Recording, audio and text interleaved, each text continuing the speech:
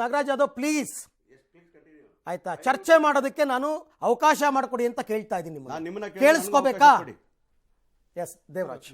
ನಾನು ಯಾಕೆ ಕಾಂಗ್ರೆಸ್ ಪಕ್ಷದಲ್ಲಿ ಪೂಜ್ಯ ಮಹಾತ್ಮ ಗಾಂಧೀಜಿಯವರ ನಂತರ ಪ್ರತಿ ಹೆಜ್ಜೆಗೂ ಗೊಂದಲಗಳಿರ್ತು ಅಂತಕ್ಕಂಥದ್ದನ್ನು ಸಾಕ್ಷಿಗಳ ಸಮೇತ ಹೇಳ್ತಿದ್ದೀವಿ. ಮಸೀದಿ ಒಡೆಯುವಂಥ ಸಂದರ್ಭದಲ್ಲಿ ಇದ್ದಂಥವ್ರು ಯಾರು? ಕಾಂಗ್ರೆಸ್ ಪ್ರಧಾನಮಂತ್ರಿಗಳಿದ್ರು. ಅವತ್ತಿನ ದಿವಸ ಇವರ ನಿಲುವೇನಿತ್ತು? ಅದಾದ ನಂತರ ಸುಪ್ರೀಂ ಕೋರ್ಟ್ಗೆ ಮಾನ್ಯ ಕಪಿಲ್ ಸಿಬಲ್ ಅವರು ಕೊಟ್ಟಿರ್ತಕ್ಕಂಥ ಅಫಿಡವಿಟ್ ಏನು? ರಾಮ ಒಬ್ಬ ಕಾಲ್ಪನಿಕ ವ್ಯಕ್ತಿ, ಈ ದೇಶದ ಒಬ್ಬ ಮರ್ಯಾದೆ ಪುರುಷ, ಪೂಜನೀಯ ವ್ಯಕ್ತಿಯನ್ನ ಕಾಲ್ಪನಿಕ ವ್ಯಕ್ತಿ ಅಂತ ಕರೆದು ನಮ್ಮ ನಂಬಿಕೆಗೆ ಘಾಸಿಗೊಳಿಸಿದ್ರಲ್ಲ. ಎಷ್ಟು ಇವತ್ತಿನ ದಿವಸ ರಾಮನ ಮಂದಿರ ನಿರ್ಮಾಣಕ್ಕೆ ನಾವು ಅಂತ ಹೇಳ್ಕೊಂತಾರಲ್ಲ, ಯಾವ ನೈತಿಕತೆ ಇದೆ ಕಾಂಗ್ರೆಸ್ಗೆ? ಕಾಲ್ಪನಿಕ ವ್ಯಕ್ತಿ ಅಂತ ಒಂದು ಅಫಿಡವಿಟ್ ಅನ್ನು ಕೊಟ್ಟು ಇವತ್ತು ಯಾವ ಬಾಯಲ್ಲಿ ಯಾವ ಒಂದು ಮಾನಸಿಕ ಸ್ಥಿತಿಯಲ್ಲಿ ಇವ್ರು ಹೇಳ್ಕೊಂತಾರೆ? ಒಂದೊಂದಕ್ಕೂ ಹೆಜ್ಜೆ ಲೆಕ್ಕ ಹಾಕೊಳ್ಳಿ ಸರ್. ಹಕ್ಕಿ ಇವ್ರು ಕೊಟ್ಟೇ ಇಲ್ಲ ಸರ್. ನಮ್ಮಲ್ಲಿ ಒಂದು ಅದನ್ನು ಬಿಟ್ಟು ಬರೋಣ ಸರ್, ಇಲ್ಲಿಗೆ ಬರೋಣ. ನಮ್ಮ ಯಾವುದೇ ಸಂಪ್ರದಾಯ ಹಿಂದೂ ಧರ್ಮದಲ್ಲಿ ಏನಾಗಿದೆ, ಅಕ್ಷತೆಯನ್ನೇ ಕೊಟ್ಟೆ ನಾವು ಪ್ರಾರಂಭ ಮಾಡ್ತಕ್ಕಂಥದ್ದು. ಅವತ್ತು ಅಕ್ಕಿ ಇವರೇ ಕೊಟ್ಟಿದ್ರಾ? ಇವತ್ತಲ್ಲ, ಸಾವಿರಾರು ವರ್ಷಗಳಿಂದ ಅಕ್ಷತೆಯಿಂದ ಪ್ರಾರಂಭ ಮಾಡ್ತಕ್ಕಂಥದ್ದು ನಮ್ಮ ಎಲ್ಲ ಸಂಪ್ರದಾಯಗಳು. ಇವತ್ತು ಆ ಸಂಪ್ರದಾಯ ಮಾಡ್ತಿದೀವಿ, ಅದಕ್ಕೂ ಅಕ್ಕಿ ಇವರೇ ಕೊಟ್ರ? ಎಷ್ಟು ಒಂದು ಕೆಳಮಟ್ಟಕ್ಕೆ ಯಾಕೆ ಈ ತರ ಮನಸ್ಥಿತಿ? ಹಾಗಾದ್ರೆ ಅಲ್ಲ, ಕಾಂಗ್ರೆಸ್ಸಿನ ಮನಸ್ಥಿತಿ ಚುನಾವಣಾ ಲಾಭ ಖಂಡಿತವಾಗಿನೂ ಇವತ್ತಿನ ದಿವಸ ಏನಾಗಿದೆ, ಕಾಂಗ್ರೆಸ್ ಪರಿಸ್ಥಿತಿ ಏನಾಗಿದೆ, ಅವರಲ್ಲಿರ್ತಕ್ಕಂಥ ಒಡಕುಗಳು, ಅವರಲ್ಲಿರ್ತಕ್ಕಂತಹ ಈ ದೊಡ್ಡಣ್ಣನ ಗುಣಗಳು ಯಾವ ಪಕ್ಷಗಳು ಕೇಳ್ತಾ ಇದ್ದಿಲ್ಲ. ಈಗ ಲೋಕಸಭೆ ಚುನಾವಣೆ ಬರ್ತಿದೆ, ಅಧಿಕಾರ ಹಿಡಿಬೇಕು ಅಂತಂದ್ರೆ ಮರ್ಯಾದೆ ಪುರುಷ ರಾಮನ ಹೆಸರು ಬೇಕೇ ಬೇಕು. ಅಂತಹ ಪರಿಸ್ಥಿತಿಗೆ ಇವತ್ತು ಕಾಂಗ್ರೆಸ್ ಬಂದೋಗಿದೆ. ದೇಶವನ್ನೇ ಯಾವತ್ತೂ ಅಭಿವೃದ್ಧಿ ಮಾಡಲಿಲ್ಲ, ಉದ್ಧಾರ ಮಾಡಲಿಲ್ಲ, ದೇಶದ ಸಾಮಾನ್ಯ ಜನರ ಬಗ್ಗೆ ಯೋಚನೆ ಮಾಡಲಿಲ್ಲ. 60 ವರ್ಷ ಆಳ್ವಿಕೆ ಮಾಡಿದ್ರು ಸಹ ಇವ್ರು ಕೊಡ್ತಕ್ಕಂತಹ ಒಂದು ಗ್ಯಾರಂಟಿಗಳಿಗೆ ಭಿಕ್ಷೆ ಬೇಡೋ ಸ್ಥಿತಿಯಲ್ಲಿ ದೇಶ ಇಟ್ಟಿದ್ದಾರೆ. ಇವತ್ತಿನ ದಿವಸ ಅದನ್ನು ಮುಂದಿಟ್ಕೊಂಡು ಇವತ್ತಿನ ದಿವಸ ಓಟ್ ಕೇಳಕ್ ಆಗ್ತಿದ್ದಿಲ್ಲ. ರಾಮನ ಹೆಸರು ಹೇಳಿದ್ರೆ ಮಾತ್ರ ನನಗೆ ಮತಗಳು ಬರುತ್ತೆ ಅಂತಕ್ಕಂಥ ಮನಸ್ಥಿತಿಗೆ ಇವತ್ತಿನ ದಿವಸ ಕಾಂಗ್ರೆಸ್ ಅವರು ಬಂದಿದ್ದಾರೆ ಅಂತಕ್ಕಂಥ ಒಪ್ಕೋಬೇಕು. ಅವರು ಒಪ್ಕೊಳ್ಳಿ ಅದನ್ನ. ಇದು ಪರಿಸ್ಥಿತಿಗಳು. ನೋಡಿ, ಬಹಳ ದೊಡ್ಡ ದೊಡ್ಡ ವಿಚಾರಗಳು ಹೇಳಿದ್ರು ನಮ್ಮ ಜೆಡಿಎಸ್ನವರು. ಆವತ್ತು ಬಾಬ್ರಿ ಮಸೀದಿ ಡೆಮಾಲಿಷನ್ ಆದಾಗ ಯಾರು ಅಧಿಕಾರದಲ್ಲಿದ್ದರು ಅಂತ?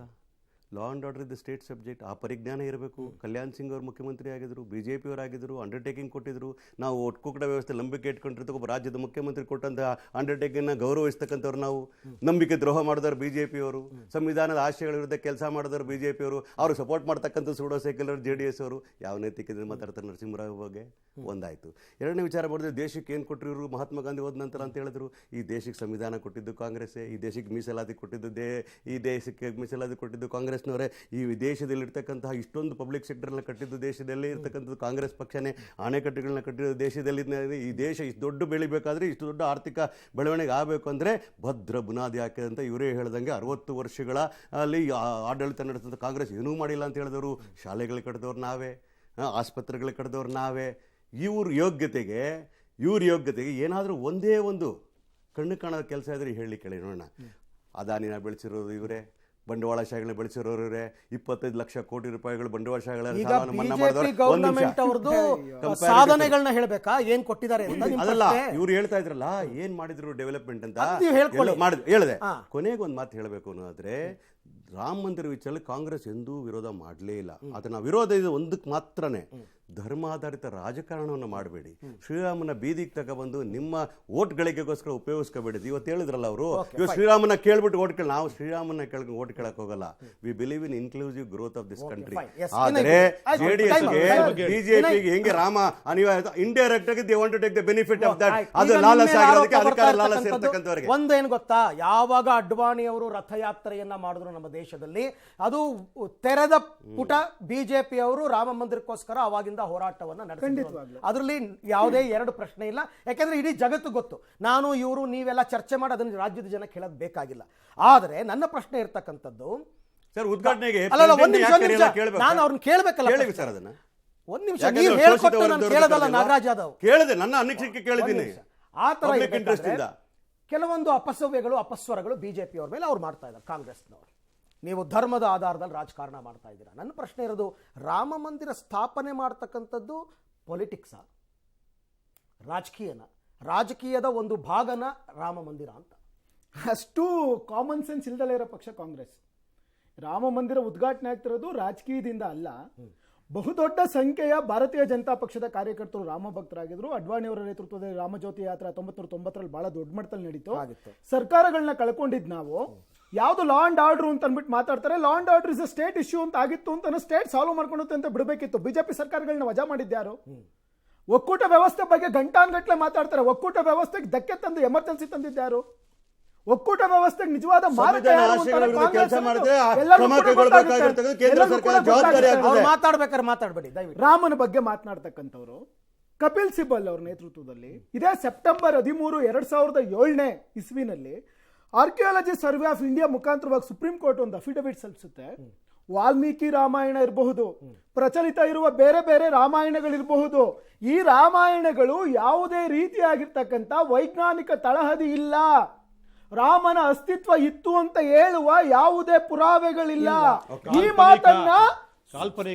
ಮಾತನ್ನ UPA ಕಾಂಗ್ರೆಸ್ ನೇತೃತ್ವದ UPA ಸರ್ಕಾರ ರಾಮ ಕಾಲ್ಪನಿಕ ಅಂತ ಹೇಳಿದ್ರು.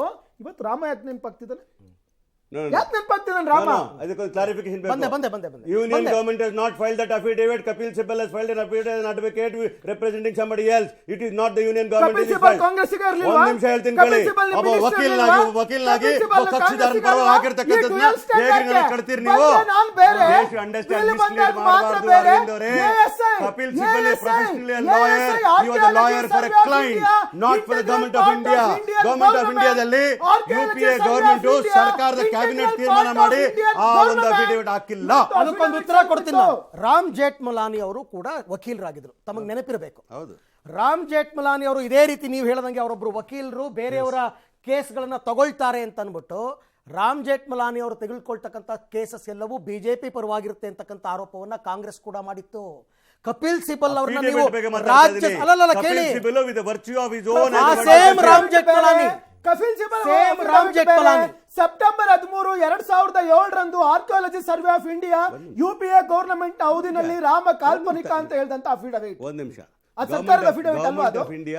ಕಾಂಗ್ರೆಸ್ ಗವರ್ನಮೆಂಟ್ ಅಫಿಡವಿಟ್ ಅಲ್ವಾ ಅದು? Government of India has never taken a stand against Ram Mandir at any given point of a time. This is the clear cut clarification I am giving you. ನನ್ನ objection ಇರ್ತಕ್ಕಂಥದ್ದು ಇಷ್ಟೆಲ್ಲ ಮಾತಾಡಿದ್ರಪ್ಪ, ನಾನು ದೊಡ್ಡ ನಮಸ್ಕಾರ. ಇಲ್ಲ ಒಂದು 30 ಸೆಕೆಂಡ್ ಸರ್, ಏನು ಮಾತಾಡಲ್ಲ, ಇವ್ರು ಹೇಳಿದ್ದಕ್ಕೆಲ್ಲ ಒಪ್ಕೊಬಿಡ್ತೀನಿ.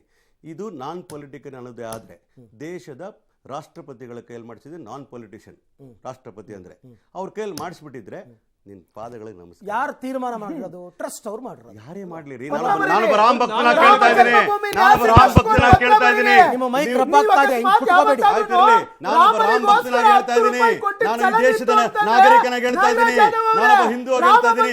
ನಾನ್ ಪೊಲಿಟಿಕಲ್ ಇವರ ಬಾಯಲ್ಲಿ ಬಂತು ರಾಮ ಮಂದಿರ ನಾಸಿಕ್ ಪತ್ರ ಬರೀರಿ, ಚಲನ್ ಹಾಕ್ಬಿಟ್ಟು ನಾನು 10 ರೂಪಾಯಿ ಕೊಟ್ಟಿದ್ದೀನಿ, ಈ ದೇಶದ ನಾಗರಿಕ, ನಾನು ಹಿಂದೂ, ಇವ್ರು ಹೇಳಿದ್ರು ನಾನ್ ಪೊಲಿಟಿಕಲ್ ಇದೆ ಅದು, ರಾಮ ರಾಜಕಾರಣಿ ಯೂಸ್ಕೊಳ್ಳೋ ಕಾಮನ್ ಸೆನ್ಸ್ ಕಾಂಗ್ರೆಸ್ ಅವರು ಇಲ್ಲ ಅಂದ್ರಲ್ಲ. ನಾನು ನಿಮ್ಮನ್ನ ಕೇಳ್ತಾ ಇದ್ದೀನಿ, ಯಾರೇ ರಾಮ್ ಕೇಳ್ಕೊಳ್ಳೋ ಸೋದನೆ ಇರಲಿ. ನಾನೇನ್ ಗೊತ್ತ ಹೇಳ್ತಾ ಇದ್ದೀನಿ, ನನ್ಗೆ ಬಹಳ ಅರಿವಿಲ್ಲಪ್ಪ, ಜಾಸ್ತಿ ಅರಿವಿರೋರು ನೀವು. ಒಂದು ವೇಳೆ ರಾಮ್ ಮಂದಿರದ ಟ್ರಸ್ಟ್ ಅವರೇ ನಿಮ್ಮ ನರೇಂದ್ರ ಮೋದಿ ಕರೆದಿದ್ರು ಕೂಡ ಬಹಳ ಬುದ್ಧಿವಂತರಲ್ಲ ನೀವು.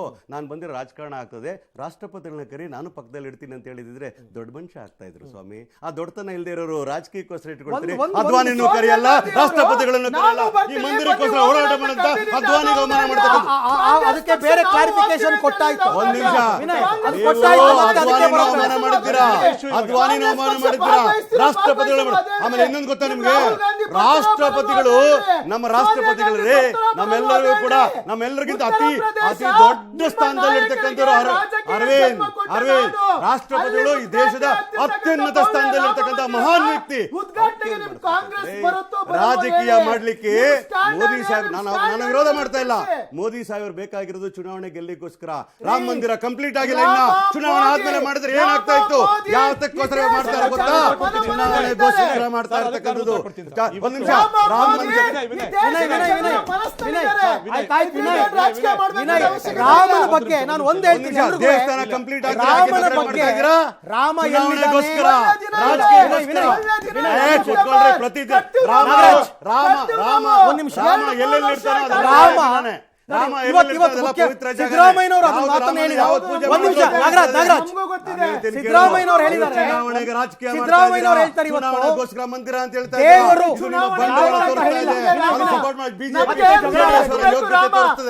ಒಂದ್ ನಿಮಿಷ, ಸಿದ್ದರಾಮಯ್ಯನವರು ಇವತ್ತು ಏನ್ ಹೇಳಿದ್ದಾರೆ ಗೊತ್ತಾ? ಸಿದ್ದರಾಮಯ್ಯನವರು ಹೇಳ್ತಾರೆ ರಾಮ ಅಂತ ಪದ ಬಳಸಿಲ್ಲ, ಅವರು ರಾಮ ಅಂತ ಪದ ಬಳಸಿಲ್ಲ, ದೇವರು ಅಂತಕ್ಕಂಥದ್ದನ್ನ ನಾನು ನಂಬ್ತೀನಿ. ದೇವರಿದ್ದಾನೆ, ಇಲ್ಲ ಅಂತ ಅಲ್ಲ, ಆದ್ರೆ ಮಂದಿರದಲ್ಲೇ ಇದ್ದಾನೆ ಅಂತ ಅನ್ಕೊಳ್ಳೋಕೆ ಎಲ್ಲ ಕಡೆ ಇದ್ದಾನೆ. ಸರ್ವಾಂತರ್ಯಾಮಿ ಆತ. ಬಸವಣ್ಣನವರ ಕೆಲವು ಕೋಟ್ಗಳನ್ನ ಮತ್ತೆ ಬೇರೆ ಬೇರೆಯವರ ಮಹನೀಯರ ಕೋಟ್ಗಳನ್ನೆಲ್ಲ ಕೊಡ್ತಾ ಕಾಯಕವೇ ಕೈಲಾಸ ಅಂತ ಹೇಳ್ಕೊಂಡು ಎಲ್ಲ ಹೇಳಿ ಇಷ್ಟೆಲ್ಲ ಸಿದ್ದರಾಮಯ್ಯನವ್ರು ಹೇಳಬೇಕಾದ್ರೆ ಉಪಮುಖ್ಯಮಂತ್ರಿಗಳು ನಮಗೆ ಆಹ್ವಾನ ಬಂದಿಲ್ಲ, ನಮ್ಗೆ ಆಹ್ವಾನ ಬಂದಿಲ್ಲ. ಅಯ್ಯೋ ರಾಮ, ದೇವ್ರು ಎಲ್ಲ ಕಡೆ ಇದನ್ನಲ್ಲ, ಅಲ್ಲೇ ನಮಸ್ಕಾರ ಮಾಡಿ ಅಂತ ಬಿಜೆಪಿ ಅವ್ರು ಹೇಳ್ತಕ್ಕಂಥದ್ದು. ನೀವು ಆ ಕಡೆ ದೇವ್ರು ಎಲ್ಲಾ ಕಡೆ ಇದ್ದಾನೆ ಅಲ್ಲೇ ನಮಸ್ಕಾರ ಮಾಡಿ ಅಂತ ಅಂತೀರಾ, ನಮಗೆ ಆಹ್ವಾನ ಬಂದಿಲ್ಲ. ಒಂದ್ ನಿಮಿಷ ಹೇಳ, ಸಿದ್ದರಾಮಯ್ಯ ಅವರ ವ್ಯಾಖ್ಯಾನ ಆ ತರ ಇದೆ.